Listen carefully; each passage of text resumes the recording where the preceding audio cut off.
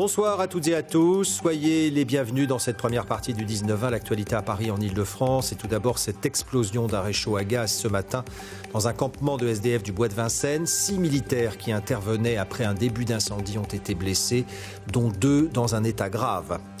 Des propos homophobes de Marcel Campion qui datent du mois de janvier sont publiés aujourd'hui. Le forain s'en prend notamment à Bruno Julliard, l'ex-premier adjoint d'Anne Hidalgo qui vient de démissionner. Celui-ci a décidé de porter plainte. Nous verrons si Stop Homophobie fait de même. Cette question, nous la poserons au porte-parole de l'association. Arnaud Boisseau, bonsoir. Bonsoir.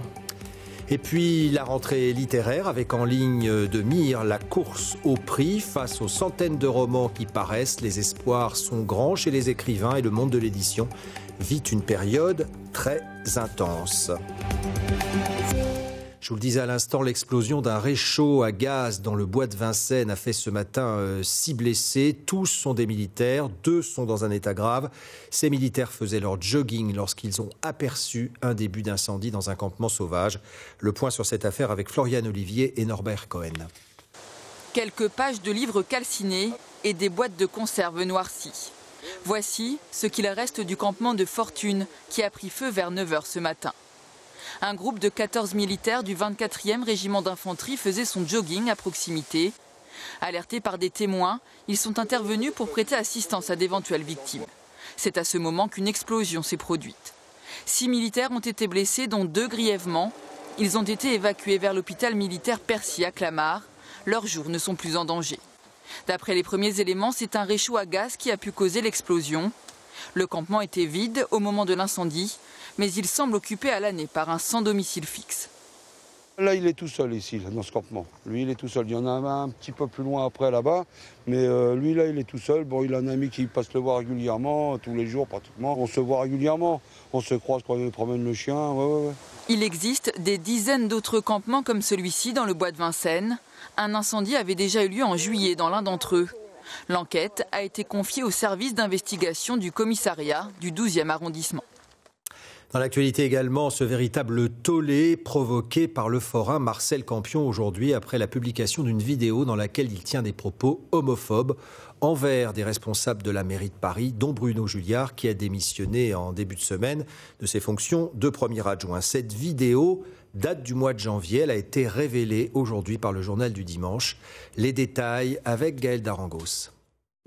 En janvier dernier, Marcel Campion tient une réunion publique dans son restaurant de Saint-Ouen. Il critique notamment Bruno Julliard. Comme il était un peu de la jaquette, il a rencontré Delanoë. Ils ont fait leur folie ensemble et premier adjoint. C'est-à-dire que toute la ville maintenant est gouvernée par les homos. Moi, j'ai rien contre les homos. D'habitude, je dis les PD, mais on m'a dit hier qu'il ne fallait plus dire ça. Donc je ne dis plus les PD, je dis les homos. Mais j'ai rien contre eux, sauf qu'ils sont un peu pervers, ceux qui sont là. Choqué, l'ancien premier adjoint à la mairie de Paris lui a répondu sur Twitter. Ces propos abjects ainsi que leurs auteurs seront poursuivis en justice. Selon Marcel Campion, ces propos ont été sortis de leur contexte. Moi, si ça a gêné des gens que je dise PD, je m'en excuse. Mais les termes ne sont pas là en réalité. Je parlais d'un petit réseau qui était autour de la maire de Paris et qui sont des affairistes. Et eux, c'est des pervers. Je ne sais pas s'ils sont tous homophobes, homo. Mais moi, je ne suis pas homophobe. Si Julliard, comme j'ai entendu, porte plainte, enfin, ça va nous faire une tribune, on va pouvoir discuter. Le gouvernement a réagi par le biais de son porte-parole, Christophe Castaner. S'il pense avoir été mal compris, Marcel Campion doit le dire et s'excuser de la violence de ses mots. À gauche, Anne Hidalgo condamne des propos inadmissibles. À droite, Pierre-Yves Bournazel rappelle que la violence et les injures homophobes se sont multipliées cette semaine à Paris. Arnaud Boisseau, vous êtes le porte-parole de l'association Stop Homophobie. Est-ce que vous allez, vous aussi, porter plainte contre Marcel Campion ? Exactement, oui. L'association Stop Homophobie ainsi que l'association Mousse portent plainte pour injures à caractère homophobe contre Marcel Campion. Alors, si on s'attarde aux propos de Marcel Campion, sur quoi vous allez l'attaquer, à la fois en diffamation, sur les mots qu'il utilise ? Alors l'insulte est caractérisée par les termes employés par Marcel Campion, qui, s'il cherche à s'exonérer de toute homophobie en disant qu'il vise un petit réseau d'affairistes qui entoure la mère Madame Hidalgo, il se trouve qu'il le fait de leur sexualité, l'origine de leur perversité, et donc c'est là que se situe l'injure homophobe. Alors justement, sur le mot perversité, sur le mot pervers, il est revenu dans le sujet que nous venons de diffuser. Il semble s'en excuser. Est-ce que c'est un terme qui passe et quel sens doit-on lui donner et quel sens entendez-vous en tout cas? Alors d'abord, moi je n'ai pas vu d'excuses dans le reportage, simplement une tentative de ne pas être condamné pour les propos qu'il a tenus, même si visiblement Marcel Campion s'en amuse et il trouve une tribune. Il se trouve que la définition de la perversité, c'est des personnes qui sont enclins à faire le mal, donc c'est un mal intrinsèque, et si on leur donne un caractère sexuel comme le faisait en fait Marcel Campion dans ses premiers propos, c'est de parler de comportements anormaux. Donc alors, il y a, Arnaud Boisseau, plusieurs associations qui luttent contre l'homophobie. Est-ce qu'il y a une concertation entre elles? Est-ce que vous pensez qu'il devrait y en avoir une, notamment pour donner les suites judiciaires qui s'imposent? Alors il existe déjà quelques concertations entre associations, mais tout le réseau associatif qui lutte contre l'homophobie à Paris ne se concerte pas automatiquement. C'est quelque chose vers lequel nous on aimerait aller justement, de pouvoir accompagner les associations qui n'ont pas l'habitude, comme nous le faisons chez Stop Homophobie, de porter plainte, de le faire avec elles. Une dernière question, l'homophobie à Paris, il y a eu plusieurs actes de caractère homophobe. On se souvient avant la marche des fiertés, les passages protégés arc-en-ciel qui avaient été tagués. On se souvient aussi de propos tenus par des élus en région parisienne. Vous avez de nombreux dossiers à traiter. Est-ce que vous pensez qu'il y a une résurgence de l'homophobie? Alors on traite de nombreux dossiers, on en traite plusieurs par jour. Effectivement, oui, il y a une résurgence de ces déclarations homophobes, mais il y a aussi une résurgence derrière des agressions homophobes. Et ce qu'il faut bien comprendre, c'est que quand Marcel Campion tient ce type de propos, derrière, il y a des homosexuels qui se font tabasser dans les rues à Paris. Donc c'est pas juste anodin et il y a de réelles conséquences. Et c'est arrivé récemment. Merci beaucoup Arnaud Boisseau nous avoir apporté un éclairage sur cette affaire dont nous reparlerons. L'actualité, c'est aussi Marine Le Pen, la présidente du Rassemblement national, qui était cet après-midi à Mantes-la-Ville dans les Yvelines pour la fête du drapeau. Mantes-la-Ville, vous le savez, la seule commune d'Île-de-France à porter les couleurs lepénistes, et son maire, jusque-là, cherchait à rester discret. Sur place, William Vanqui avec Isabelle Audin. Il aura donc fallu 4 ans. 4 ans avant de voir Marine Le Pen à Mantes-la-Ville, cette commune des Yvelines conquise par le FN en 2014. Ne me tire pas comme ça! Une réunion militante pour récolter des fonds, l'occasion aussi de dresser des lauriers au maire. Cyril, ce qui marque sa gestion, c'est encore une fois le sérieux et la rigueur. Il n'a pas cherché à faire de la communication. Cyril, c'est Cyril Naute, chauffeur de salle ce dimanche. Bienvenue à Mantes-la-Ville. Les cadres du parti semblent apprécier cet élu discret. En dehors d'un permis de construire refusé pour une mosquée, le maire fait peu parler de lui et visiblement c'est cela qui compte. Finalement, il n'y a pas eu de soubresaut particulier. Les habitants de la commune vivent de façon à peu près harmonieuse et certainement harmonieuse ici à Mantes-la-Ville. Ça, ce n'est pas l'avis des opposants réunis devant la mairie ce matin, des syndicalistes principalement. Tout ce qui est centres sociaux, ce qui est lieu pour la jeunesse, les moyens ont été baissés, le prix d'accès a été augmenté. On voit aussi que des associations ont été expulsées de leurs locaux. Le FN a conquis Mantes-la-Ville il y a 4 ans, un peu à la surprise générale dans un contexte de division à gauche. Depuis son élection, le maire revendiquait et assumait une volonté de discrétion. Avec la venue de Marine Le Pen ici aujourd'hui, il replace sa commune sous le feu des projecteurs à 1 an et demi des prochaines municipales. Il y a bien quelques contre-manifestants, mais c'est des gens qui sont payés pour faire ça, ils le font par habitude, et ça ne représente aucune entrave pour notre action municipale. En attendant, difficile d'évaluer la popularité de Marine Le Pen à Mantes-la-Ville. La patronne du Rassemblement national est restée parmi ses militants, sans aller rencontrer les habitants. Un tout autre sujet, c'est un endroit solidaire pour les femmes sans abri. Ce lieu à Clichy-la-Garenne, baptisé la Bagagerie, a été inauguré aujourd'hui. Ces femmes peuvent déposer leurs affaires et trouver un peu de réconfort. Reportage d'Isabelle Dupont avec Mustapha Tafnil. Aménager ce local, prêté par la mairie, s'est fait à coup de bonne volonté. Un salon, un vestiaire et surtout cette bagagerie avec 15 casiers. Elle est ouverte tous les jours et réservée uniquement à des femmes en situation de précarité. Ici, elles peuvent laisser leurs affaires en lieu sûr et aussi longtemps que nécessaire. Il n'y a pas de règle pour la durée de stockage, c'est-à-dire qu'on veut que les personnes soient sécurisées en se disant « je laisse mes affaires quelque part, c'est bon, c'est en sécurité, j'ai pas un loyer de X mois ». Donc il n'y a pas de durée de temps. Après, pour les règles, il faut passer tous les 15 jours. Une bagagerie, ce n'est pas une consigne, donc nous, on tient à la relation, au lien. On est d'abord là pour être avec les personnes. La bagagerie est ouverte 2 heures, matin et soir, et fonctionne avec une 50aine de bénévoles. Un lieu indispensable pour des femmes à la rue ou des mères de famille comme Anna. Elle loge en hôtel social avec son bébé de 1 an. La bagagerie, je pense que c'est une bonne idée. Pour nous, les mamans qui sont dans des situations précaires, pratiquement, je mets un peu d'affaires ici. Et le reste, juste le nécessaire, j'ai ça à l'hôtel. Ça me tranquillise parce que là c'est sûr. C'est des personnes bien gentilles, ça se passe bien. 5 autres bagageries existent déjà dans la région, mais celle-ci est une première pour des femmes qui représenteraient 40% des personnes à la rue. Une actualité sportive heureuse, elle rentre dans l'histoire du judo français. Clarisse Abneguenou a été sacrée championne du monde des moins de 63 kilos. Pour la 3e fois, elle a battu cet après-midi la japonaise Miku Tashiro à Bakou. À 25 ans, avec 3 sacres mondiaux, Clarisse Abneguenou de Champigny-sur-Marne possède le plus beau palmarès de l'histoire des judokas bleus dans la compétition, devant Gévrise Eman et Lucie d'Écosse. Et puis en football, pour la 6e journée de Ligue 1, le Paris Saint-Germain, leader invaincu, se déplaçait à Rennes cet après-midi après sa première défaite de la saison mardi contre Liverpool en Ligue des Champions. Les Parisiens bousculés en première période cet après-midi ont encore pu compter sur Thomas Meunier pour battre les Rennais 3-1. Le PSG est toujours en tête du championnat. Je vous propose d'écouter l'entraîneur parisien. Nous avons montré une bonne réaction avec beaucoup de possession de ballon et beaucoup d'intensité. Et quand nous avons attaqué, nous avons fermé l'espace très très bien. En rugby, le début de saison du Stade français frôle la perfection avec 4 succès en 5 journées. Les Parisiens en déplacement à Pau lors de la 5e journée de top 14 l'ont emporté 13-25.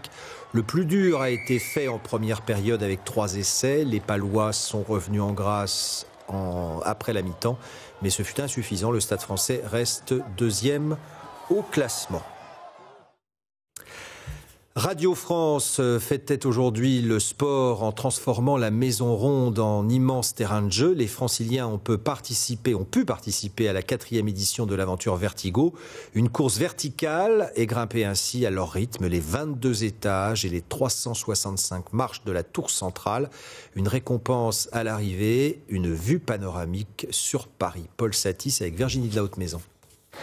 On y est, 21e étage. Allez, courage, plus qu'un et ce sera le sommet. C'est qu'elle fait sa taille, la tour centrale de la Maison de la Radio. 68 mètres exactement et 365 marches. Ils étaient plus de 200 aujourd'hui à les grimper plus ou moins 4 à 4. À l'arrivée, pas beaucoup de souffle, une vue imprenable sur Paris et un certain sentiment de fierté. J'avouerai que j'ai marché la plupart du temps, mais bon, il faut les monter quand même, les 22 étages. À monter des étages, c'est génial. Je le fais tous les jours et j'encourage tout le monde à le faire pour juste se mettre en mouvement et ne pas rester sédentaire, tout simplement. Ce qui m'a motivé, c'est plus l'association que le sport. Voilà, l'idée de se dépenser pour une cause. La cause dont parle cette jeune femme, c'est une ONG. La course dans la tour n'avait pas qu'un but purement sportif.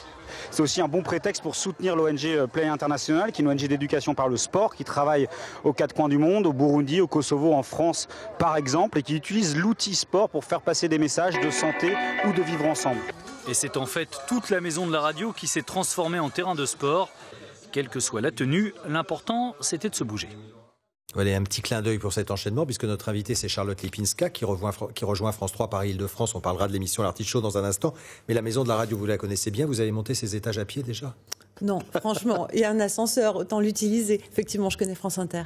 Alors, événement très important sur France 3 Paris-Île-de-France et sur 9 régions du réseau. Une émission qui s'appelle L'Artichaut, une émission sur le théâtre, avec des acteurs, avec un maître de cérémonie. Enfin, une émission très vivante. Ça commence très bientôt. Ben oui, mercredi soir, après le soir 3. Alors, que nous proposez-vous dans ce premier numéro et surtout, quel est l'esprit de cette émission, puisque vous allez directement sur le terrain, c'est-à-dire dans les théâtres, là où ça se passe. Bah oui, vous l'avez bien résumé. Effectivement, on va être chaque mois dans un théâtre différent, accompagné par un artiste qui sera une sorte de monsieur loyal, de maître de cérémonie à mes côtés. Et pour le premier numéro, on a investi le théâtre du Palais Royal où se joue actuellement Edmond, cette pièce qui a énormément de succès d'Alexis Michali, qui a remporté beaucoup de Molière, sur la genèse de Cyrano de Bergerac. Et c'est Patrick Timsit qui nous fait le plaisir d'être avec nous pour la première. Et c'est vrai que vous commencez avec un spectacle qui marche très très fort, puisque c'est plein comme un œuf. Francis Nally, le directeur du Palais Royal, est un homme heureux. On regarde un extrait de ce premier numéro de l'Artichaut. Qui m'accompagne pour aller voir derrière, parce qu'il se passe plein de trucs. En fait, derrière, ce sont tous vos costumes et vos accessoires. Je pense que Benoît, il a pas mal de changements. Vous m'emmenez, on va voir ? Allez, on va voir. Venez Patrick, on va voir derrière comment ça se passe. On passe par là. Vous allez voir, c'est très chouette. Alors, c'est ici, Benoît, qu'il y a tous vos changements pendant le spectacle. Voilà, c'est dans ce petit couloir où il y a donc tous les costumes de chacun, de chacune, les perruques, les accessoires, les miroirs. Alors moi, ma place, elle est tout au bout. Montrez-moi. C'est pour passer du costume de Lucien, le régisseur du théâtre de la Porte Saint-Martin. Aïe, aïe, aïe. Oh, c'est pas grave, c'est du cristal. Hein. Bon, on vient juste de détruire un petit bout de... On s'excuse. Ça, la télé ne respecte rien. On va le mettre là en attendant. Une émission culturelle. Qui est censée respecter le théâtre. Oui, qui aime le théâtre. Bravo. Bon, allez, on va essayer de rien casser en repartant de cette coursive. Merci Benoît, on va retrouver vos camarades. Mis le chapeau sur le bon clou. Voilà, c'est à voir et à découvrir mercredi prochain après le soir 3. On le voit, Charlotte Lipinska, c'est vraiment une émission en immersion. Vous êtes vraiment dans ce qu'on appelle dans le bain, presque en live. Oui, c'est vraiment le principe. C'est l'idée, c'est d'investir ce théâtre à quelques heures du lever de rideau. Donc pendant que les comédiens qui vont jouer le soir doivent se préparer, se maquiller, se costumer, nous, on arrive, on squatte le plateau avec d'autres artistes également. Là, pour ce premier numéro, il y a Alain Chamfort qui va venir chanter sur la scène du Palais Royal, mais aussi Gustave Kervern pour parler de cinéma. Et puis, avec Patrick Timsit, on visite comme ça un peu tous les lieux du théâtre. Alors, on voit, c'est l'éclectisme dans ce que vous venez de nous décrire. C'est un petit peu le symbole de cet artichaut. Chaque feuille représente quelque chose de différent. Bah, c'est ça, vous avez complètement compris, Jean-Noël. C'est le magazine qui effeuille la culture. C'est vrai que c'est un titre qu'on aimait bien, qu'on trouvait assez étonnant et qui fait un parallèle avec la culture et les feuilles culturelles assez rigolo. Ça sera une émission populaire, même si elle est exigeante bien sur le fond et sur la différence des sujets abordés. Bah oui, parce que moi je pense que quand on parle simplement de toutes les créations artistiques, elles sont accessibles à tous. Là en l'occurrence, Edmond parle de Cyrano de Bergerac, ça fait vraiment partie du patrimoine. Et même s'il n'y a pas de star à l'affiche, c'est un gros succès. C'est un spectacle qui est très familial, populaire, avec énormément d'humour et d'énergie. Et puis quand on est emmené par Patrick Timsit, franchement c'est pour tout le monde. Et puis on peut dire, Charlotte Lipinska, pour terminer, que Paris est la capitale des théâtres. Il y a un nombre faramineux de salles, entre les salles du théâtre privé, entre les cafés-théâtres, entre les salles de music-hall et des salles improvisées aussi, et publiques. Et du théâtre public, absolument. C'est vrai qu'on va essayer à chaque numéro d'aller dans des lieux extrêmement différents. Je peux déjà vous annoncer que le deuxième numéro, ça sera la Scala, ce théâtre qui vient de réouvrir après des années de travaux, qui là est dans un environnement beaucoup plus contemporain, très moderne. On sera avec François Morel et la troupe de Thomas Joly. Donc c'est d'autres propositions pour découvrir effectivement ces lieux qu'on ne connaît pas forcément de l'intérieur en fait. Le Paris qui bouge grâce à l'actualité des spectacles et du théâtre en particulier, mais pas que du théâtre. Non, c'est la culture au sens large. Avec un des grand arts vivants. Les arts vivants, on est vivants. Merci beaucoup Charlotte Lipinska d'avoir été l'invitée de ce 19-20. Je rappelle le rendez-vous que vous nous donnez. Ce sera donc l'Artichaut après le soir 3, mercredi prochain. Et on termine avec un sujet qui va vous plaire puisque c'est la rentrée littéraire. Cette année, ce sont 567 romans qui paraissent entre le mois de septembre et le mois d'octobre. En ligne de mire, bien sûr, les prix littéraires, une période importante pour le monde de l'édition. Les auteurs, eux, attendent la reconnaissance de leurs lecteurs. Geneviève Faure avec Nedim Lonkarevitch. En ce mois de septembre, les vitrines des libraires mettent tout à l'honneur les auteurs de la rentrée. Christophe Boltanski est l'un d'entre eux. Il publie son deuxième roman, Le Guetteur, une enquête sur les traces de sa mère, décédée récemment. J'ai découvert à cette occasion que ma mère voulait écrire. Cette mère était restée pour moi, cette partie-là d'elle-même était restée pour moi une énigme. Et ce livre est une tentative pour essayer d'élucider ce mystère. Le Guetteur débute dans ce bistrot parisien, autrefois appelé La Fourchette, à la fin des années 50, en pleine guerre d'Algérie. C'est parce que ma mère militait dans ce groupe de soutien au FLN algérien, donc elle a fait partie de ces jeunes, souvent des étudiants, qui ont apporté une aide logistique aux indépendantistes algériens sur le sol français, qu'elle a rencontré mon père et que j'ai finalement été conçu. À la rédaction de Livre Hebdo, on guette aussi les romans qui sortiront victorieux de cette bataille de la rentrée. Mais quoi qu'il arrive, la période est florissante pour le secteur de l'édition. Il faut savoir que l'édition fait plus de la moitié de son chiffre d'affaires sur les 4 derniers mois de l'année. Donc ça va avec la rentrée littéraire, mais ça va aussi avec les grosses sorties en bande dessinée et Noël. Tout se suit. La fin d'année est très très forte dans le marché du livre. Et l'élément déclencheur, c'est quand même les prix littéraires. On se rend compte que sur les 567 romans qui paraissent, il y en a moins de 10% qui vont rentrer dans les meilleures ventes. Mais ceux qui rentrent dans les meilleures ventes, ça peut engendrer de très grands succès. Et un Goncourt, ça se vend à plus de 100 000 exemplaires. Pour son premier roman, Christophe Boltanski avait obtenu, lui, le prix Femina et atteint il y a 3 ans les 110 000 ventes. En règle générale, un premier roman ne tire pas à plus de 800 exemplaires. Et c'est ainsi que se referme cette première partie du 19-20. Tout de suite, c'est Catherine Matauche pour l'actualité nationale et internationale. Demain, pour le 12-13, vous aurez rendez-vous avec Carla Carrasquera. On se quitte avec ces images de la Traversaine, une traversée de Paris jusqu'aux Hauts-de-Seine, pour montrer que la plus belle avenue de Paris, ce ne sont pas les Champs-Élysées, mais la Seine, comme vous pouvez le voir. Très belle soirée à vous. Merci de votre fidélité.